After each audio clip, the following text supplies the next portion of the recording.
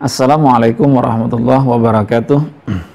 Alhamdulillahi wa kafa, wassalatu wassalamu ala rasulihin nabiyil mustafa wa ala alihi wa ashabihi min ahli tuqa wal wafa wa syarafa wa tabi'in wa man tabi'ahum bi ihsanin ila yaumiddin iqtafa amma ba'd. Alhamdulillahi rabbil alamin. Allahumma salli ala sayyidina Muhammad. Kaum muslimin dimanapun anda berada, para mahasiswaku di Fakultas Syariah YIN Palangkaraya, kembali kita bertemu membahas materi-materi dalam mata kuliah Ushul Fikih 1.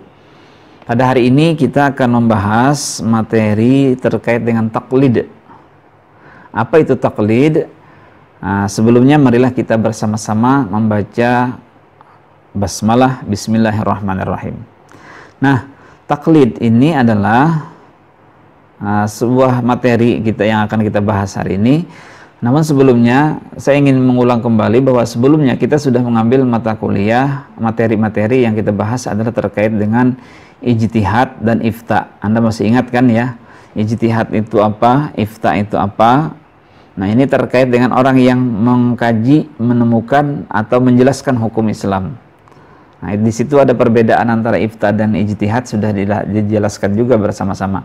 Nah, hari ini bagi orang yang mengikuti pendapat. Nah, ini yang disebut dengan taklid. Apa itu taklid?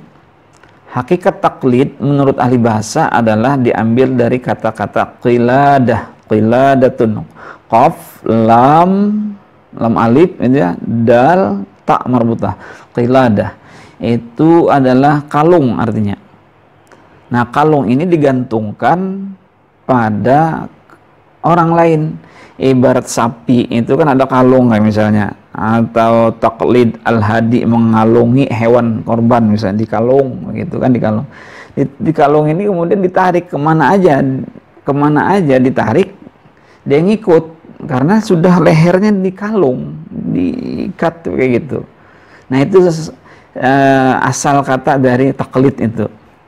Artinya seseorang yang bertaklid, maka dengan taklidnya itu seolah-olah ia menggantungkan dirinya, menggantungkan hukumnya dia mengikuti orang yang mengalungkannya tadi.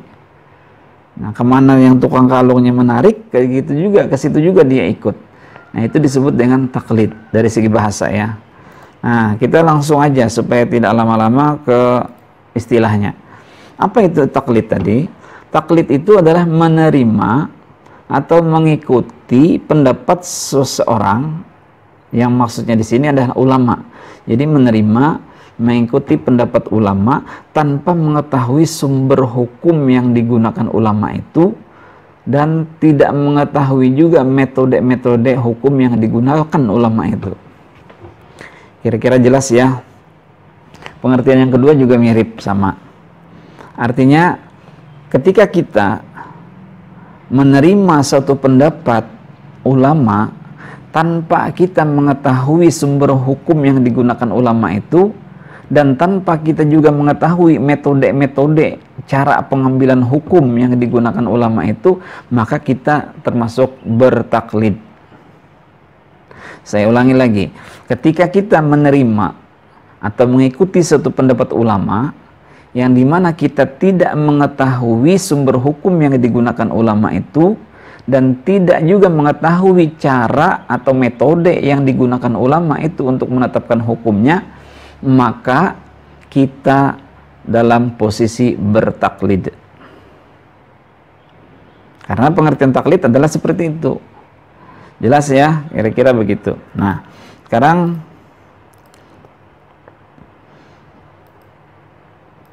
kita berlanjut ke bahasan yang lain. Gambaran orang yang bertaklid dalam Al-Quran. Al-Quran telah mengabadikan tentang orang yang bertaklid. Gimana sih Al-Quran menggambarkan orang bertaklid gitu? Wa idza qila lahum ittabi'u ma anzalallahu qalu bal nattabi' ma wajadna 'alaihi aba'ana. Apabila ketika dikatakan kepada mereka, ikutilah apa-apa yang telah diturunkan Allah. Lalu mereka menjawab, kami hanya mengikuti apa-apa yang kami temukan dari bapak-bapak kami yang telah melakukannya. Selesai sampai di situ, istilahnya kayak gitu. Kami hanya mengikuti apa yang dilakukan oleh bapak-bapak kami, nenek-nenek moyang kami. Loh, kenapa Anda mengikuti mereka? Pokoknya tidak perlu tanyalah itu. Yang jelas kami mengikuti pendapat apa yang dilakukan oleh orang-orang tua kami. Masalah argumentasinya apa, alasannya apa, dasar hukumnya apa, metodenya apa, tidak perlu ditanyakan, tidak perlu dijelaskan, tidak perlu ditanyakan, atau jangan ditanyakan. Kami juga tidak tahu. Pokoknya kami ngikut. Nah, gitu. Ini berarti gayanya itu adalah gaya bertaklid. Ada demo, orang demo, lalu ikut juga demonstrasi. Mahasiswa nih misalnya, mahasiswa baru misalnya. Ditanya orang, kenapa Anda ikut demonstrasi? Tidak tahu. Yang jelas kakak-kakak tingkat kami adalah membawa kami ikut demo, kami demo. Mereka teriak, kami teriak. Apa yang mereka teriakkan, nggak tahu lah. Pokoknya mereka teriak juga. Mereka bilang yel juga. Nah, berarti posisi mahasiswa yang demo tadi posisinya adalah bertaklid. Gitu. Jelas ya. Selanjutnya, hukum bertaklid. Hukum bertaklid sebenarnya dilarang atau tidak diperbolehkan.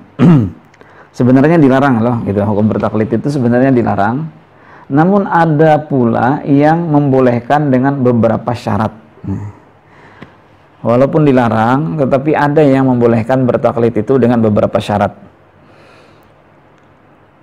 Kebolehan bertaklid tersebut adalah berdasarkan dari Quran surah At-Taubah ini. Bisa Anda lihat di situ. Kita langsung supaya cepat gitu ya. Tidak sepatutnya orang mukmin itu semuanya pergi ke medan perang. Mengapa sebagian dari setiap golongan di antara mereka tidak pergi untuk memperdalam pengetahuan agama? Nah, artinya gini. Tidak sepatutnya semuanya pergi ke medan perang, gitu kan, untuk berperang. Ada harusnya sebagiannya untuk menuntut ilmu. Karena apa? Karena yang menuntut ilmu inilah yang akan memahami ilmu agama dan akan memberikan penjelasan kepada orang yang ikut berperang tadi. Yang ikut berperang tadi adalah indikasinya adalah di sini bahwasanya mereka karena ikut perang jadi tidak sempat belajar agama. Maka disitulah mereka boleh bertaklid. Karena selama ini mereka urusannya perang aja. Nah, kepada siapa mereka mengikuti masalah agama? Yaitu kepada orang yang menuntut ilmu tadi. Coba Anda baca kembali arti dari ayat ini. Dan tidak sepatutnya orang-orang mukmin itu semuanya pergi ke medan perang. Mengapa sebagian dari setiap golongan di antara mereka tidak pergi untuk, kenapa tidak gitu kan? Tidak untuk perdalam ilmu agama mereka dan untuk memberi peringatan kepada kaumnya. Kaumnya itu nanti adalah yang ikut berperang tadi atau yang tidak, macam-macam lah. Dan apabila mereka telah kembali, ketika mereka kembali, mereka menjadi liyunziru qaumahum idza raja'u ilaihim la'allahum yuhzarun, agar mereka dapat menjaga dirinya. Artinya dari ayat sini dibolehkan untuk bertaklid gitu. Itu ya bagi yang ikut berperang atau yang tidak ikut menuntut ilmu. Nah, berarti ada dua hukum taklid, yaitu taklid yang diperbolehkan dengan taklid yang dilarang atau haram. Nah, yang pertama, silakan Anda lihat, taklid yang diperbolehkan atau taklid yang mubah, yaitu hanya bagi orang-orang yang awam saja, yang belum sampai pada tingkatan sanggup mengkaji dalil dari hukum-hukum syariat. Awam itu seperti apa? Ya, dia tidak pernah belajar ilmu agama, tidak pernah belajar ilmu bahasa Arab, tidak pernah belajar ilmu Al-Quran, tidak pernah belajar ilmu tafsir, ilmu hadis, usul fikih yang seperti yang kita pelajari ini.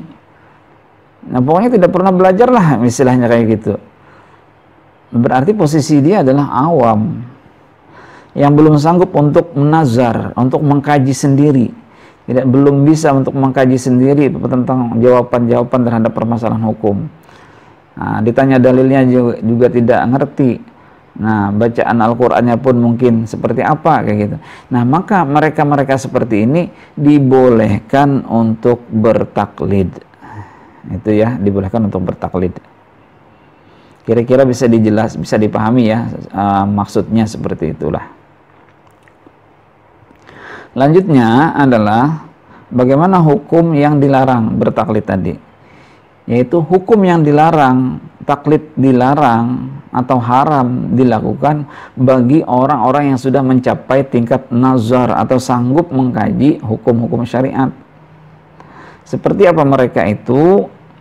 Ya, ini ukurannya memang agak susah kita menjelaskan ukurannya. Yang jelas kalau dia sudah mulai tahu tentang syariat-syariat Islam, membaca kitab klasik bisa, memahami bahasa Arab dikit-dikit bisa, membaca ulumul Quran, ulumul hadis, dan segala ilmu tafsir, ilmu alatnya juga ada. Setidak-tidaknya dia adalah mungkin sudah paham lah misalnya seperti itu, maka berarti mereka-mereka ini tidak boleh lagi bertaklid. Karena apa? Karena mereka memiliki kemampuan nazar. Nazar itu, ini nazar. Nazar itu adalah mampu melakukan pengkajian dengan ilmu-ilmu alat yang dimilikinya. Jadi nazara yang zuru nazuran itu bukan hanya sekedar melihat kayak gitu. Yang hanya sekedar melihat itu kan ra'a. Ra'a, man ra'a mungkaran falyughayyirhu biyadihi. Nah itu, barang siapa melihat walaupun sekilas saja ada kemungkaran, maka harus dirubah. Tapi kalau nazar itu melakukan penelitian pendalaman. Jadi orang yang sudah memiliki tingkatan nazar atau sanggup, maka dilarang untuk bertaklid. Nah gitu ya. Tapi apapun dia, apapun mereka, yang jelas taklid yang dilarang ini antara lain misalnya taklid buta. Taklid buta. Itu orang awam pun sebenarnya juga dilarang untuk bertaklid buta. Walaupun dia dibolehkan bertaklid, tetapi taklid butanya juga dilarang. Artinya walaupun seawam-awamnya, dia punya kewajiban juga, dia punya keharusan, kemestian juga untuk mempelajari ilmu. Masa dia membiarkan dirinya dalam keadaan selamanya seperti itu? Nah berarti apapun mereka, awamkah, apalagi yang sudah memiliki tingkat kemampuan yang tinggi, maka dilarang juga melakukan taklid buta. Taklid buta itu pokoknya ya taklid lah. Taklid buta itu gimana ya? Gue taklid buta. Yang jelas pokoknya gitu istilahnya kayak gitu. Ditanya alasannya nggak tahu, pokoknya kayak gini. Disuruh belajar nggak mau, disuruh bertanya nggak mau, pokoknya aku sudah kayak gini lah. Jangan diurus lagi. Nah itu taklid buta tuh. Atau termasuk fanatisme yang sangat luar biasa yang diikutinya itu, sehingga tidak mau merubah. Nah ini disebut dengan taklid buta. Nah, jadi taklid buta ini tadi sama kayak gini. Wa idza qila lahum ittabi'u ma anzalallah qalu bal nattabi' ma alfaina alaihi aba'ana. Tadi sudah kita jelaskan ya. Kami hanya mengikuti apa yang telah kami dapati dari perbuatan nenek moyang kami. Nah, firman Allah di atas tegas mencela terhadap orang-orang yang bertaklid, yakni orang-orang yang menerima hukum agama dengan membabi buta atau tidak mau belajar sama sekali. Jadi sedikit-dikitnya paling tidak kita paham lah kenapa kita melakukan praktek ibadahnya kayak gini. Ada ngerti juga lah dikit kita.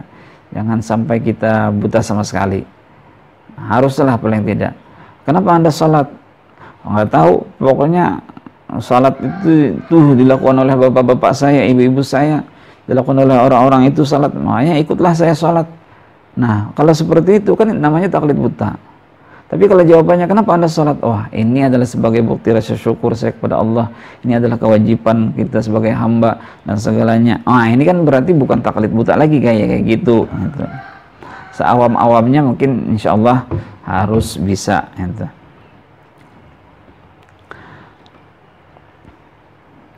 Yang kedua, selain taklid buta, yang dilarang juga taklid terhadap orang-orang yang tidak kita ketahui apakah mereka ahli atau tidak tentang satu hal yang kita ikuti. Nah ini penting kita perhatikan saudara-saudara, terutama mahasiswa dan kalangan muda hari ini. Kita dilarang mengikuti orang yang tidak kita ketahui siapa mereka itu. Anda sering kan membaca atau menulis, mengutip tulisan di web atau blog, tapi Anda tidak mengetahui siapa penulis itu. Apa misi dari penulisan web blog itu tadi? About us-nya itu, nah, tentang kami-nya itu tidak Anda baca. Siapa mereka?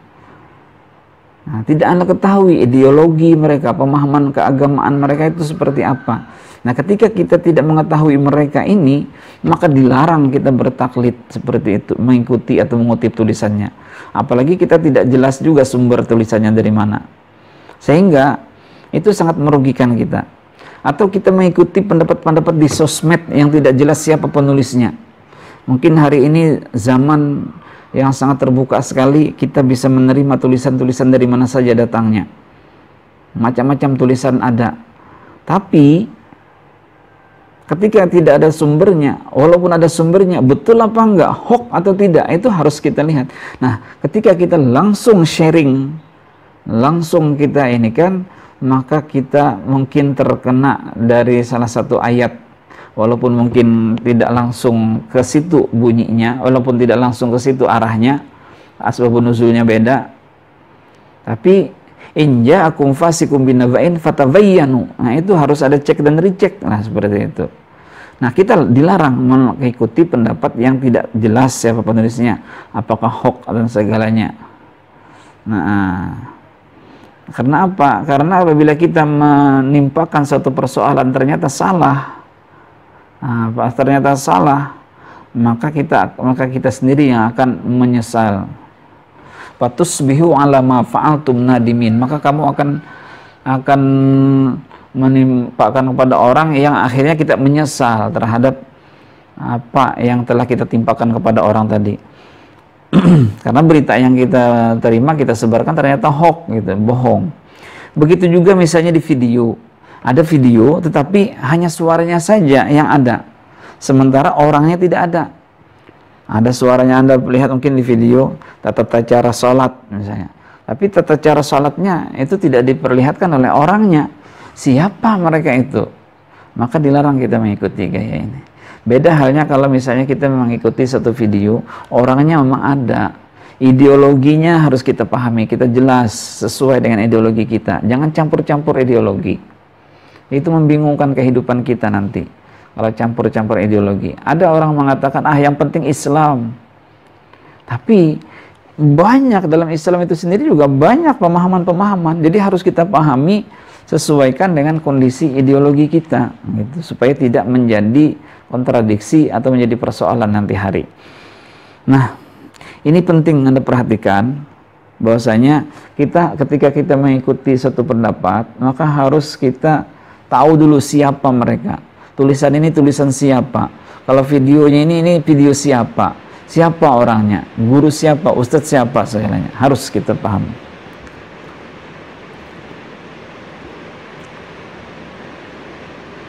Nah, kemudian kita juga dilarang terhadap taklid. Yang dilarang tadi adalah taklid terhadap seseorang di mana kita sendiri sudah memperoleh hujah. Kita ini sudah punya hujah, kita sudah punya dalil, tapi kita masih saja mengikuti pendapat orang yang pendapat orang itu terlihatnya memang bertentangan dengan Al-Quran dan hadis atau mayoritas ulama. Ngapain kita ngikut dia kayak gitu? Sudah tahu jelas-jelas pendapat orang ini sudah bertentangan. Ada orang yang suka mengkafir-kafirkan orang lain, ada orang yang suka menyalah-nyalahkan orang lain. Masih saja kita itu ikut pendapat orang kayak gitu. Ngapain? Padahal orang yang suka menyalah-nyalahkan itu kan sudah bertentangan dengan Al-Quran dan hadis secara umum. Tidak boleh menyalahkan orang. Yang punya hak prerogatif itu adalah kebenaran itu adalah dari Allah Subhanahu wa taala. Apa yang dipikirkan ini adalah hasil pemikiran manusia yang berbeda-beda. Maka kita ikuti pemikiran yang mayoritas, itu yang lebih, pendapat mayoritas itu yang lebih selamat. Nah, ketika kita tahu bahwa itu keliru, ngapain kita masih bertahan dengan pendapat mereka? Gitu loh. Banyak ulama menyatakan itu dan ini segalanya. Nah, masih aja kita mengikuti pendapat yang lain. Kita sudah dapat hujah, tapi kok masih mengikuti pendapat orang. Nah, pada huruf C di atas, kenapa kita dilarang? Karena sebenarnya kita sudah berada pada tingkat bukan awam lagi. Artinya kita sudah paham loh gitu. Nah, sudah paham kita bahwa itu pendapat yang kita ikuti itu keliru sebenarnya. Nah, maka setidaknya kita itu sudah berada di tingkatan muttabi'. Nah, saya ingatkan kembali bahwasanya ketika kita sudah mengetahui bahwa pendapat orang itu keliru dan pendapat ulama-ulama yang lain sudah banyak menyatakan bahwa tidak seperti itu sebenarnya. Nah, gitu. Jihad itu atau membunuh orang segalanya, membunuh termasuk ini membuat jadi teroris dan segalanya. Akhirnya kita tetap aja mengikuti jadi teroris. Nah, maka itu adalah pendapat yang keliru kita ikuti. Nah, barangkali kita lanjutkan sedikit lagi syarat-syarat orang yang bertaklid. Gimana sih syarat-syarat orang yang bertaklid? Pertama, syarat yang bertaklid adalah orang yang awam, nah tadi ya, atau orang biasa yang tidak mengerti cara-cara mencari hukum syara. Gimana sih cara mencarinya ini, nggak paham gitu kan. Jangan kan mencari, membaca Al-Qur'annya aja susah misalnya, seperti itu. Ataupun bisa tapi tidak ngerti gimana, kan hanya cuma bisa membaca saja. Yang kedua, ia boleh mengikuti pendapat orang lain yang lebih mengerti hukum-hukum syara dan mengamalkannya. Ia boleh mengikuti pendapat orang lain yang lebih mengerti hukum-hukum syara dan mengamalkannya. Adapun orang yang pandai dan sanggup menggali hukum sendiri, maka ia harus berijtihad sendiri kalau baginya masih ada cukup waktu. Nah, kalau kita punya masih cukup waktu untuk mengkaji, maka kita harus mengkaji sendiri gitu. Namun kalau waktunya sempit dan dikhawatirkan akan ketinggalan waktu untuk mengerjakan hal yang lain, misalnya dalam ibadah, kita melihat ada praktek orang kok berwudu tapi tersentuh perempuan, tidak batal dia gitu misalnya. Sementara kita ketika bersentuhan dengan perempuan batal, tersentuh pun batal. Nah, misalnya inilah, atau misalnya apa ya masalah yang kalau ketika kita kaji di waktu itu kita nggak sempat lagi, padahal kita sudah memiliki kemampuan, kita baru tahu misalnya ini hukumnya itu. Nah, mau tidak mau kita harus ngikut aja, mengikut dari apa yang dilakukan oleh ulama itu tadi. Maka dalam hal seperti itu, dalam waktu terdesak seperti itu, kita boleh mengikuti pendapat ulama tadi, tapi tidak selamanya kita mengikuti. Artinya setelah kita selesai baru kita kaji sendiri. Nah, kesimpulan tentang hukum bertaklid adalah melihat syarat-syarat di atas, tampaknya sebenarnya masyarakat awam juga dituntut untuk belajar atau mencari ilmu.